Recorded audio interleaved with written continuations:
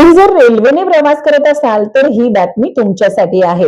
कारण रेल्वेचा mail express सह एसी प्रवास आता महागणार आहे.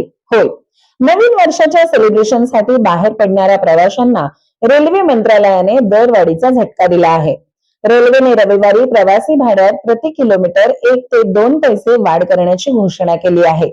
ही दरवाढ 26 डिसेंबर 2025 पासून लागू होणार असून यामुळे लांब पल्ल्याचा प्रवास महागणार आहे.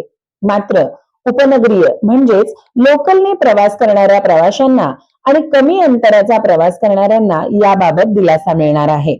लोकलच्या मासिक सीझन पास मध्ये व इतर रेल्वेत साधारण श्रेणीमध्ये पहिल्या 215 किमी अंतरापर्यंत कोणतीही भाडेवाढ करण्यात आलेली नाही. या भाडेवाढीचे नेमके कारण काय?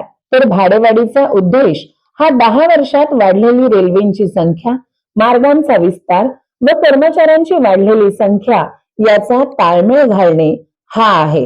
मनुष्यबळावर होणारा 1.5 लाख कोटींचा खर्च आणि पेन्शनसाठी वाढता खर्च पाहता ही भाडेवाढ करण्यात आली आहे.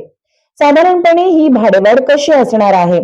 तर सर्वसाधारणपणे 215 किलोमीटर प्रवास करणाऱ्या कोणत्याही प्रवाशाला कोणत्याही प्रकारची भाडेवाढ असणार नाही.